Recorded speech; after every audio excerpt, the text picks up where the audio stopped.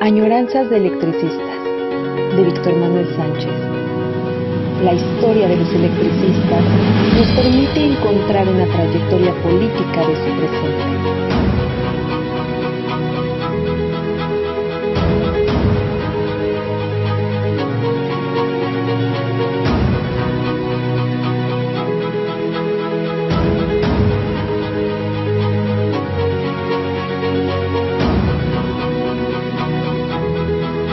Comenzamos. Hola, buenos días, o buenas tardes, o buenas noches. No sabemos a qué hora van a ver estas añoranzas de electricistas. Procuramos grabarlas para que se vean el lunes y pues aquí estamos.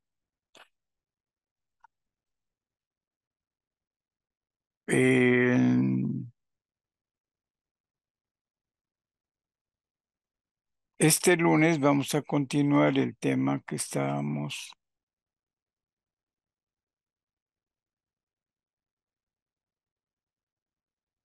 tratando la semana pasada.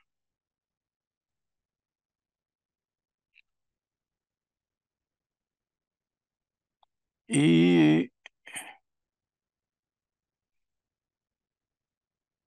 estamos tratando un artículo de una que aparece en la revista Lux de abril 18, el número 698 de la revista Lux.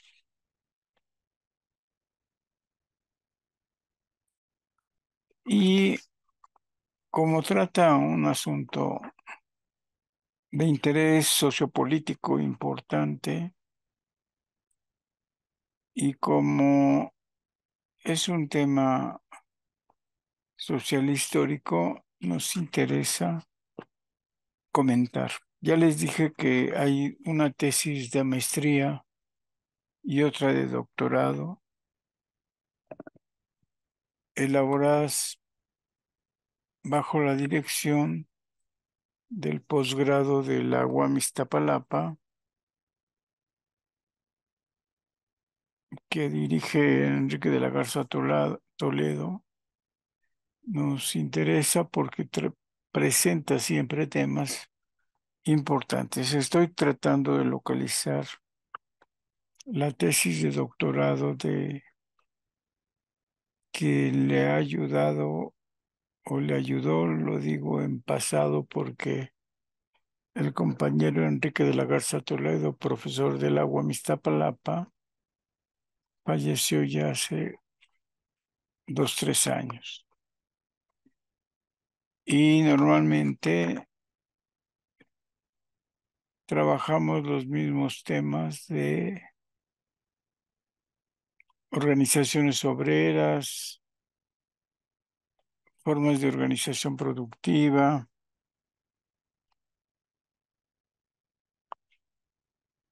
y tiene este doctorado y maestría dedicado a temas de trabajadores. En especial la revista del que le hablo, escojo el tema porque trata asuntos de los electricistas, de la historia, pero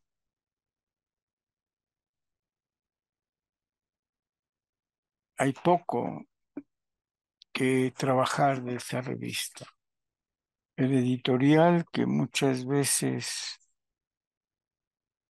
no es editorial, sino una descripción, como la portada indica, y la contraportada, la foto está dedicada a los hijos se supone de trabajadores electricistas, a los niños. Si da tiempo, leemos el editorial y comentamos lo que digo. Un artículo sobre migrantes del secretario general. Este artículo es de Raíces en Movimiento, la identidad y la memoria viva de Esmeita. Otro artículo de Prensa Latina sobre resistencia y autogestión obrera, que es tan corto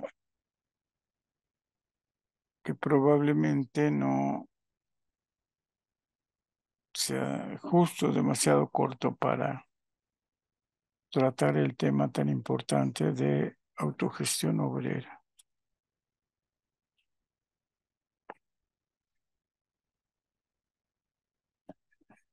Parece que trata sobre la extensión y quisiera suponer la reorganización o la gestión de los trabajadores electricistas.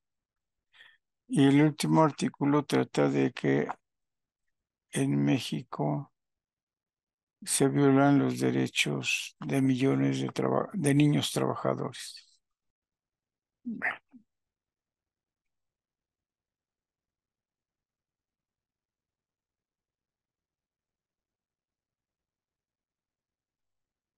Al final viene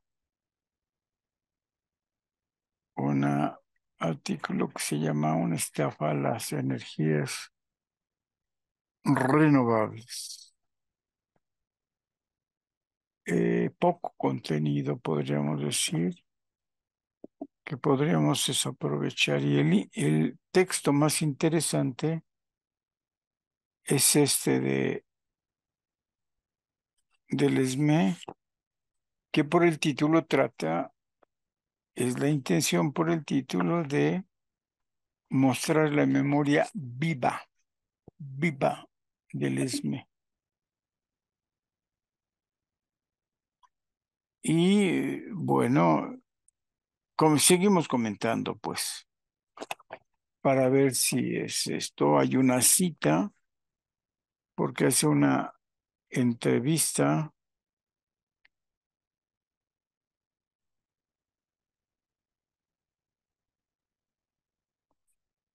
sobre la memoria histórica del ESME en Necaxa, bajo una premisa supuesta de que la memoria individual del trabajador se despliega en un marco social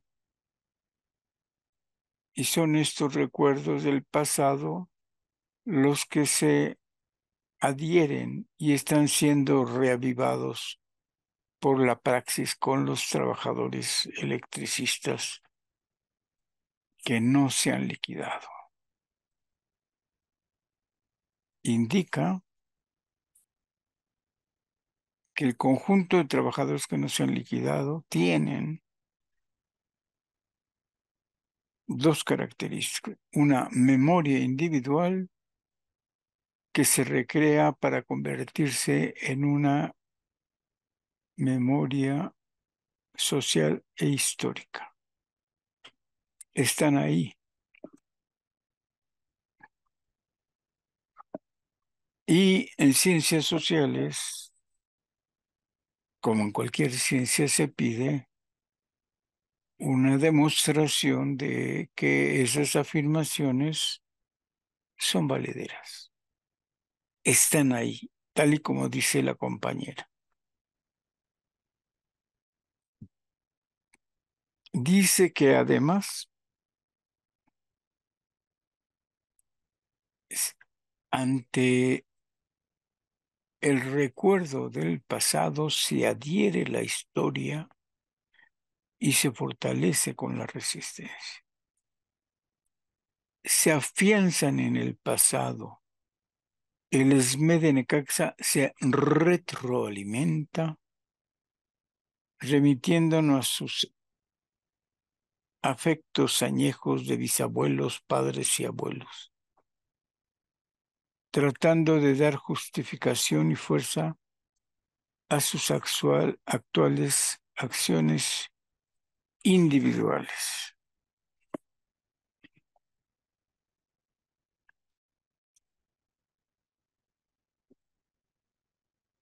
Es del 2018. Esta afirmación indica que la comunidad de Necaxa, que los trabajadores electricistas de Necaxa tienen una retroalimentación constante familiar y social, y que se demuestra esa memoria colectiva con una entrevista. Dice esta entrevista: mi abuelo me platicó una anécdota, o sea, en toda la vida del abuelo, una anécdota. Perfecto. Pero me decía que un familiar o tío o abuelo de mi abuela, es decir, su abuelo, decía que alguien de su abuelo, alguien que se llamaba Félix Fuentes, que fueron también de los primeros que empezaron a reunirse clandestinamente, a hacer sus reuniones porque eran vigilados, eran azorados. Sí, y platicó eso mi abuelo, que fue mi tío o bisabuelo o alguien, estaba dentro de las personas que empezaban a hacer ese tipo de reuniones. Órale, ahí se reafirma más el compromiso que tengo con el sindicato, porque viene ya de sangre directamente. Es una entrevista que se realizó, según esto, en una historia de vida a un trabajador 2012. Bueno, por esta razón creo que tenemos que consultar la tesis de maestría para checar que de verdad haya una historia de vida y que de ahí venga este párrafo. Alguien le dice que alguien se reunían clandestinamente. Entonces, simplemente por como está narrado aquí, nos da la fortaleza, la certeza de que exista eso. Menos que fueran en Necaxa, donde se iniciaran las reuniones para formar el sindicato, porque eso es lo que está diciendo. Tenemos el libro de actas donde aparece la primera asamblea y se narra lo que sucede.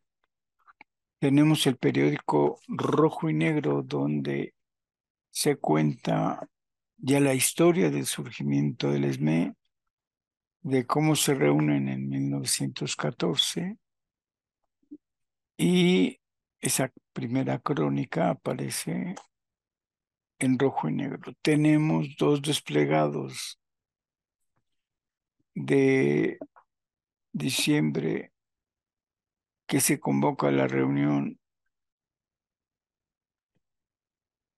en el salón de la Secretaría del Trabajo, del Departamento del Trabajo, en el salón de minería, y nadie en esas crónicas dice que todo empezó cuando un conocido le dijo a otro que había reuniones clandestinas. Sin embargo, dice con esta afirmación que pasa en Necaxa y que todo mundo sabe que así fue. Es curioso que una cita que dijera dónde o cómo logran sus primeras reuniones ya más amplias en Necaxa.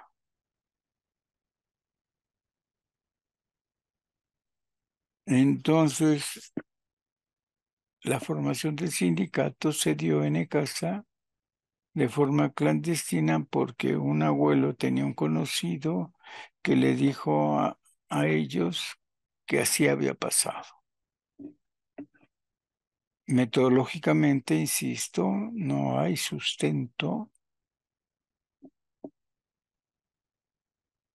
para la idea de esta historia de identidad y de memoria de los electricistas. Dice enseguida, reconstruyendo en buena medida imaginarios héroes familiares del pasado, los cuales lo abastecen en sus actuales batallas y que se irradia a las demás dimensiones sindicales, la noción de memoria con su potencial evocador y la sensación de que el saber histórico no da cuenta del pasado, tal como lo presenta y lo constituye, se observa en la manera como localmente se ha construido y apropiado de otros referentes históricos. Dice que se abastecen en las actuales batallas, pero además se irradia a las 11 divisiones existentes. Volvemos, es cuestión de metodología.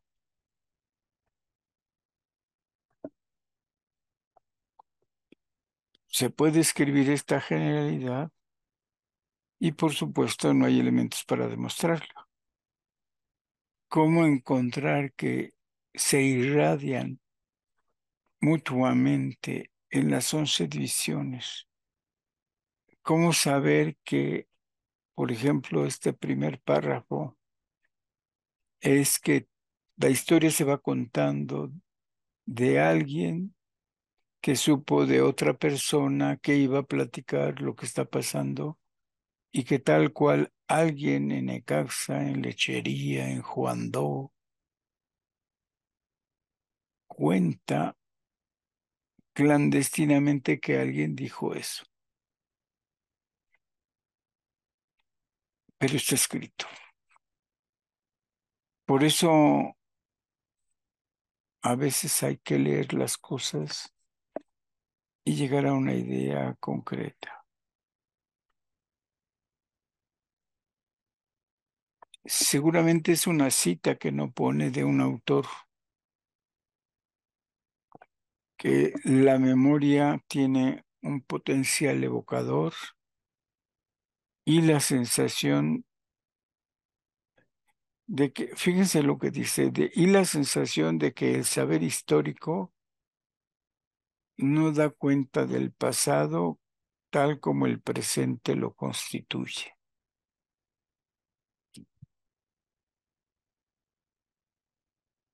No entiendo. Se observa en la manera de cómo localmente se han construido y apropiado de otros referentes históricos. Bueno, primera parte, alguien platicó que otros dijeron que se reunían clandestinamente para formar el sindicato.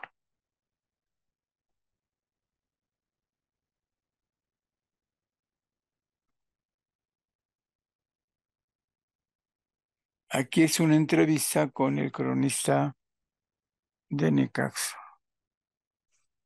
también de febrero del 2012, del mismo día. Y ya me entró la duda. Historia de vida con el cronista, historia de vida con un trabajador, el mismo día 8 de febrero. Dice en esta cita: tuve una discusión con un maestro que me decía que la batalla de las piedras no estaba registrada en los anales de la historia. Le dije, a lo mejor en los libros que usted ha leído, no, pero usted como maestro y sobre todo como está en el estado de Puebla y que el coronel Juan Galindo estuvo presente en Zacatlán, incluso el 5 de mayo la historia lo registra. Allí disminuyó en gran parte el contingente de los franceses que venían de Veracruz a Puebla. A mí me sorprendió de sobremanera que ni siquiera tuviera conocimiento de hechos tan significativos de la historia de la Sierra de Puebla. No solo la gente de Necaxa sabe la historia de cómo surge en Necaxa el sindicato, sino que saben la historia de la lucha contra los franceses, de cómo en Zacatlán y entonces se reúnen todos los pueblos de la región para ir a combatir a los franceses. ¿Qué pasó con la historia de Necaxa?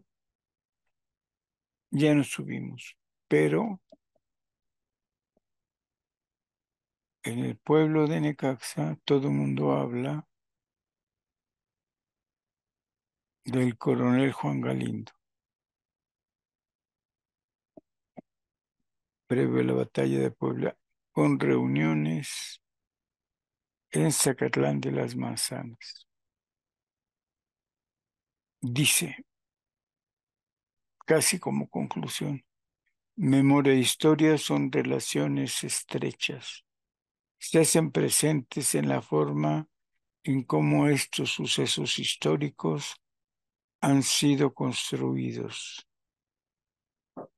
Entrecruzados con la memoria está de esta comunidad electricista, la cual es imaginada y compartida. Y finalmente la memoria es selectiva, es reconstruida y está transfigurada porque en el fondo está la capacidad de ordenar el sentido del pasado en articulación íntima con las visiones del mundo.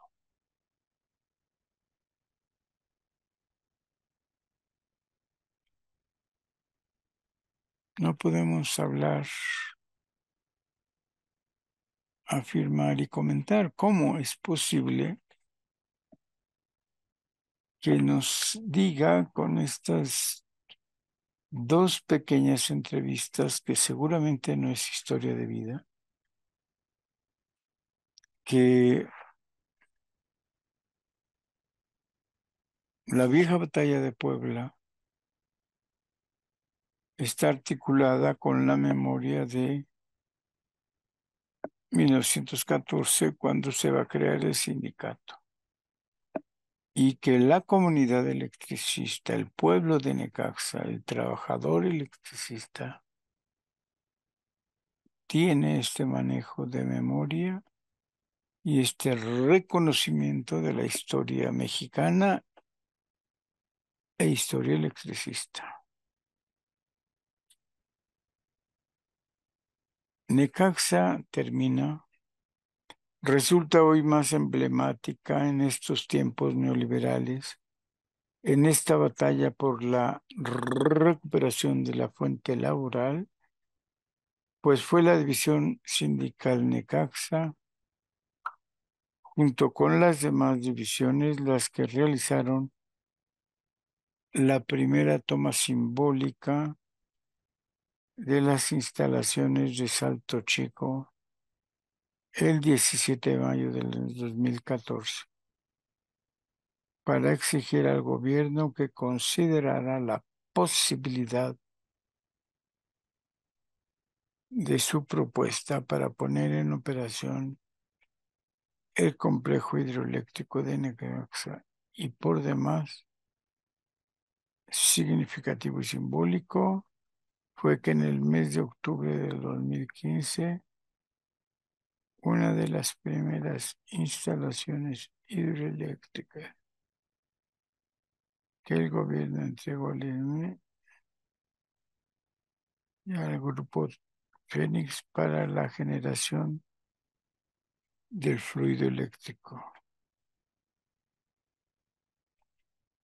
que este fuera el complejo hidroeléctrico de casa, confirmado en esta memoria en movimiento que está viva. Pues aparentemente hay dos grandes afirmaciones en este artículo dedicado a la memoria viva.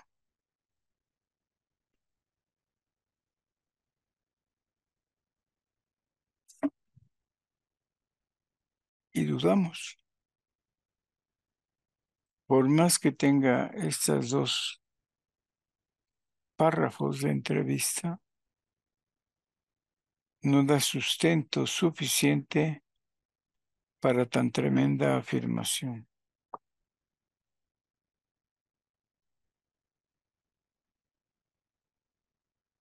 No podemos considerar que sea rigurosa las afirmaciones y que permitan precisamente este tipo de consideraciones. Por supuesto, las fotografías que enmarcan el artículo, ninguna relación a Necaxa, ninguna relación a las batallas de Puebla, ninguna conexión con Zacatlán de las Manzanas,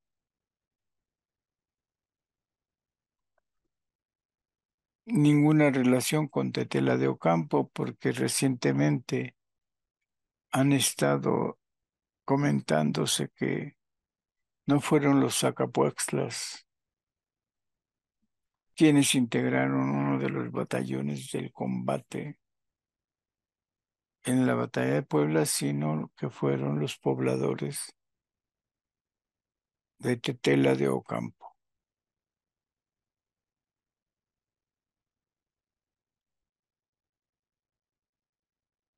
Y bien, se podría decir en general que verán la Sierra Norte de Puebla, pero ya no importa. En este artículo se consideró importante y significativo este escrito metodológicamente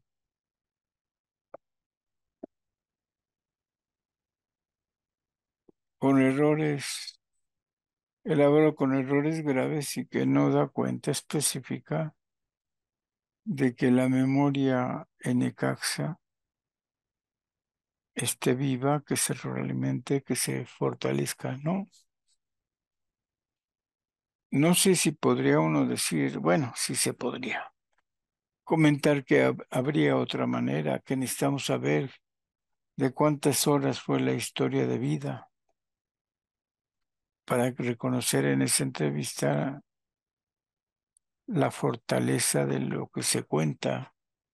Efectivamente, entrevistas e historias de vida son un fuerte instrumento técnico que nos permite recrear algunas consideraciones sociales y políticas.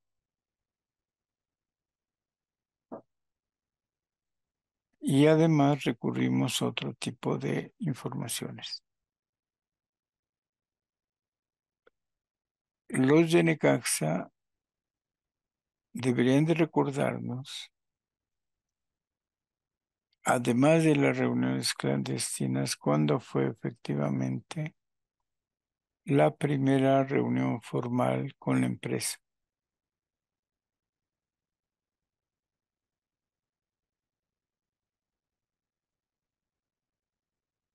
Y saber cómo fueron. En aquellos años el superintendente se apellidaba Dunn, D-U-N-N, el ingeniero Dunn, y con él se negociaba, se peleaba, se solicitaban las cosas. Y entonces, ¿cómo fue violento seguro para evitar que hubiera reuniones? El libro de actas se dice que hasta 2015 llegó un compañero de Necaxa para estudiar las condiciones en que estaban reuniéndose los compañeros para fortalecer, no para crear, para fortalecer la división Necaxa. Se daba por hecho que el sindicato ya estaba formado, que fue formado en la capital y que en algunos casos, como Necaxa, se supo del nacimiento de la organización y se solicitó información y compañeros que llegaran a las divisiones para proponer al conjunto de el pueblo de Necaxa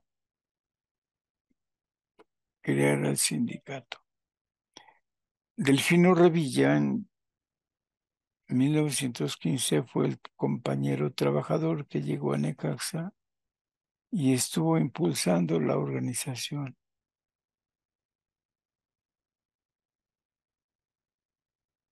Llegó a trabajar algunas cuestiones en específico.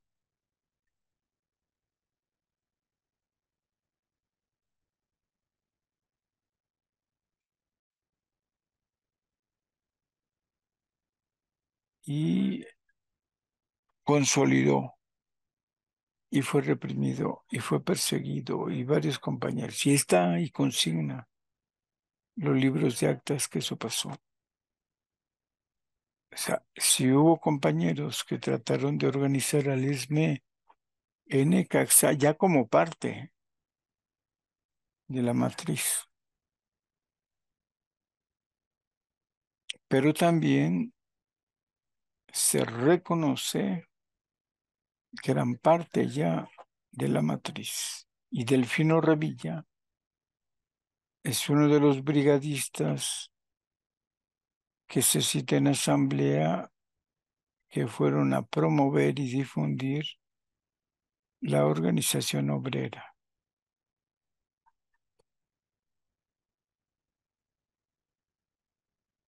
Así es que es muy importante reconocer esto y no encontramos que alguien dijera a su vez que un conocido platicó. Y aunque yo conocí a un trabajador jubilado en Necaxa y que era muy activo en tiempos de Agustín Sánchez de Lin, y me comentaba eso, no hubo ninguno de los que yo logré entrevistar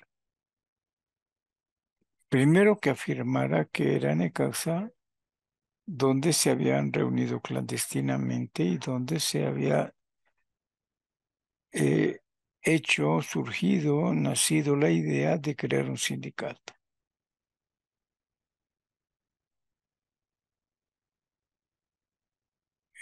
No había trabajadores cuando yo empecé a comentar en Necaxa al respecto. La compañera llegó más de 25 años después a Necaxa y sí encontró personas que le dijeron acerca del suceso. Es curioso que entrevistando al cronista de Necaxa no le preguntara.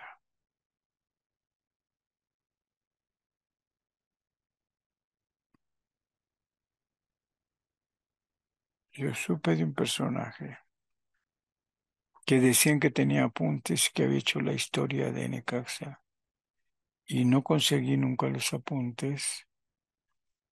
Solo una vez en una cantina de Huachinango, Puebla, logré localizarla. Habíamos quedado de vernos en el pueblo de Necaxa y se me desapareció. Ya no lo localicé en su casa, nunca me prestó sus notas o las vi, que no, nada más que me dejara hojearlas. Habría que buscar su libro si es que existe. Si entre los habitantes de Necaxa tienen ese libro sobre la historia de Necaxa para saber cómo cuenta la historia. Pero los personajes que yo logré entrevistar en Necaxa allá por el año de 1974 y 75 nunca llegaron a afirmar que el sindicato se había pensado y organizado en Necaxa. El artículo que aparece en esta revista, y por eso la preocupación de contar la historia como aparece, con documentos, como aparece en las noticias, en las actas o en historias de vida con compañeros de trabajo, es importante relatarla. Así como está en este artículo, no, no da para comentar las cosas. Es insuficiente.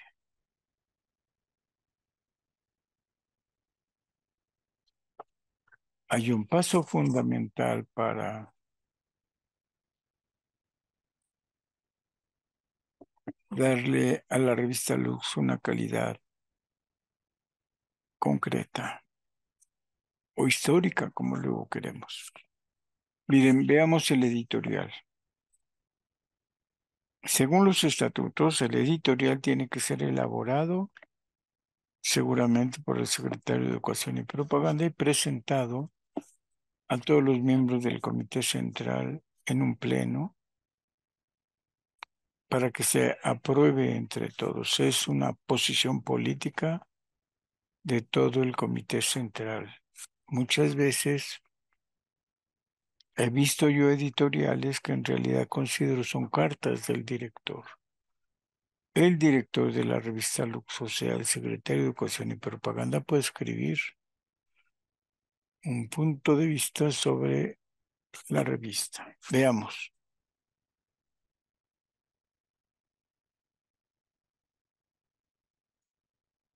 ¿Cómo se dice lo que dice? La resistencia del ESME ha generado entre sus miembros la conciencia colectiva de la lucha unitaria, no solo en la resistencia misma, sino a quienes se expande de este núcleo a través de la transmisión de conocimientos necesarios para enfrentar a la oligarquía en este mundo no liberal. Ya, empezamos mal. Se transmiten los conocimientos necesarios en la revista Lux para crear una conciencia colectiva.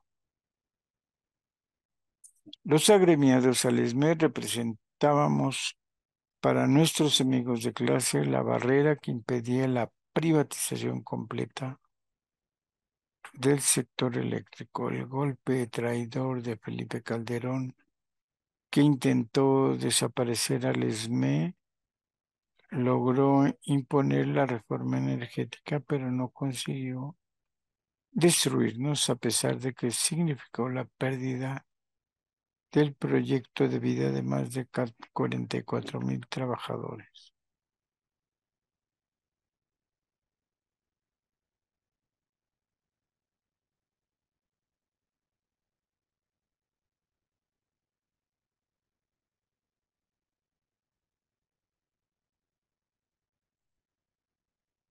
Lo que para sus familiares se tradujo en desesperación ante la incertidumbre de lo que pasaría a partir de ese momento.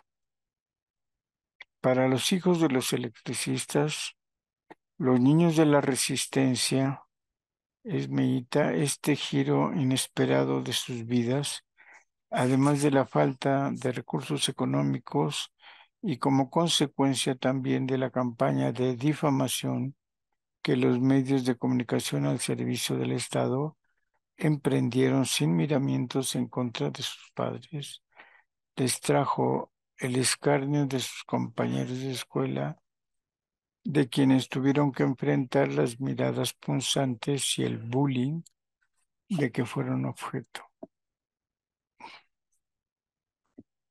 Bueno, ya no es una editorial, no hay menos tampoco, y menos en el contenido de la revista, artículos al respecto.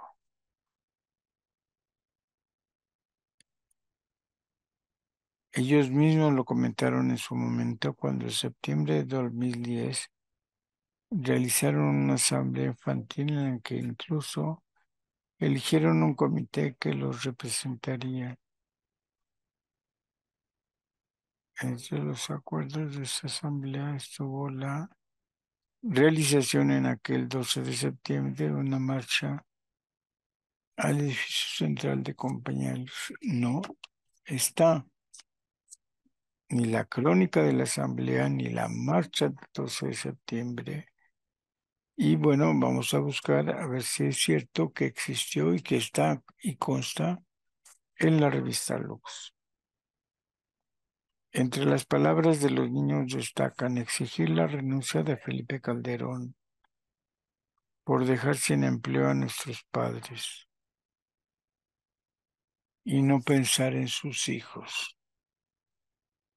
Fue malo para nosotros los niños que a nuestros padres les quitaran el trabajo porque, porque dependemos de ellos y Felipe nunca pensó en nosotros. Si Felipe Calderón le quitó el trabajo a todos los electricistas, ¿por qué no renuncia a él? Faltan las notas de aquí, ¿cómo fue? Pedimos a los trabajadores que no se rindan en su lucha, en vez de pedimos a nuestros padres.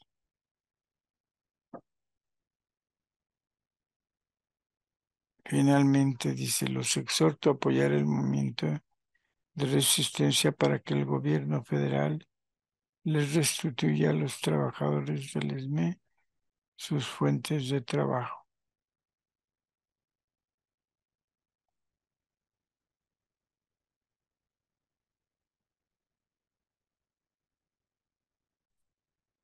No es una editorial. Termina el llamado editorial. Muchos de aquellos niños, hijos de los extrilicistas de la resistencia, incluyendo a quienes por diferentes motivos ya no están con nosotros, hoy son jóvenes que tal vez se encuentren a punto de concluir una carrera, muchos otros estarían por ingresar a una, algunos más, los más pequeños, de entonces están pasando por el resto de la adolescencia o están a punto de entrar en ella. Todos ellos son las futuras generaciones que estarán al frente de lo que...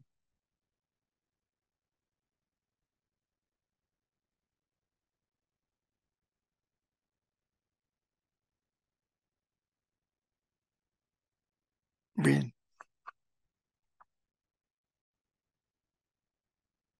una editorial debe contemplar el contenido, debe aportar a este tipo de cosas y no sucede así.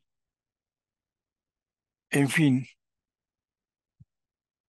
no hay suficientes argumentos, suficientes elementos en el artículo que trata de la memoria histórica. No hay memoria. En dos pequeños párrafos no hay suficientes eh, reconstrucciones sociohistóricas que nos permitan, por un lado, hablar de la guerra de reforma en contra de Maximiliano y de la batalla de Puebla. Segundo, que alguien haya dicho porque se le comentó por otra persona, no es suficiente. Ah, sí, se reunían en casa y allí platicaban clandestinamente. No hay persecución.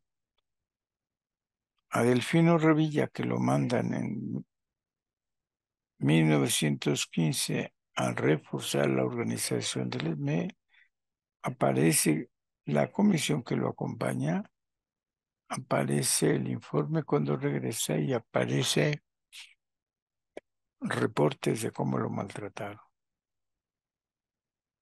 Aparece como un brigadista que va en apoyo de la reorganización o consolidación de la división ECAF. En fin, vale la pena leer, encontrar este tipo de materiales porque en algunos artículos de Mao Zedong, por ejemplo, se precisa que tengamos cuidado, que no tengamos culto a los libros, que no nos creamos todo lo que aparece escrito.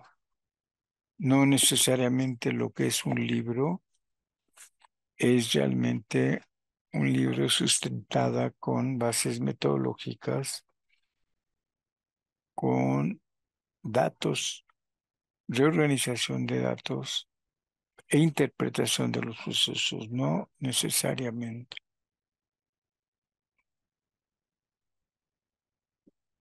Por eso la aparición del libro El surgimiento del sindicalismo electricista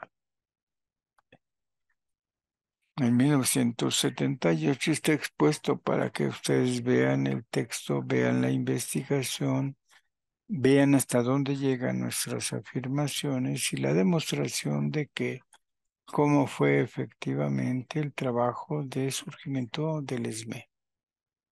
No le llamamos surgimiento al ESME porque en realidad fue surgimiento de una organización de todos los trabajadores electricistas de aquellos años. En la década de los 20 hubiéramos completado ese carácter nacional de la organización, porque a eso se dedicaron los electricistas de la capital. Hemos presentado en ese libro esta capacidad de organización que irradió todo el centro de la República, que irradió a varias empresas para consolidar una organización obrera. En fin,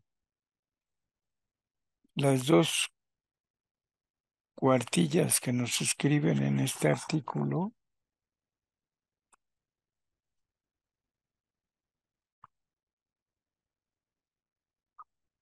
perdón, cuatro cuartillas, solo son afirmaciones generales sin sustento. Con perdón.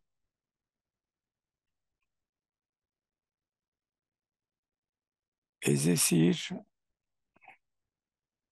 hay que leer con cuidado los argumentos, la coherencia y las fuentes.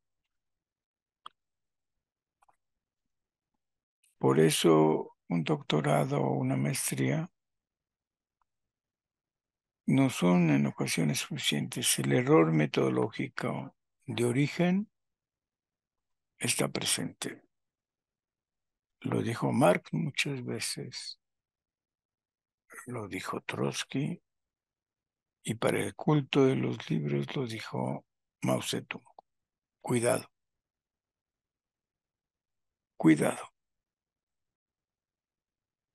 Basan sus afirmaciones en una aguda crítica propia a lo que hacemos, una autocrítica de nuestras acciones, una crítica al conjunto que tenemos como compañeros de trabajo, una autocrítica para que aprendamos a elaborar concienzudamente una historia social del ESME. Bueno, se me acabó el tiempo. Nos vemos el próximo lunes en otra añoranza de electricistas. Si quieren, podríamos buscar un artículo donde efectivamente convirtamos a la revista Lux en lo que debe ser una revista histórica que nos muestre la información pertinente de cómo se da un suceso o cómo se reconstruyen los momentos históricos en el ESME. No todo lo que aparece en Lux dice lo que queremos que diga. Sigue la pregunta. Elecciones 2012-2014. ¿Qué piensan? Una planilla. En ese tiempo,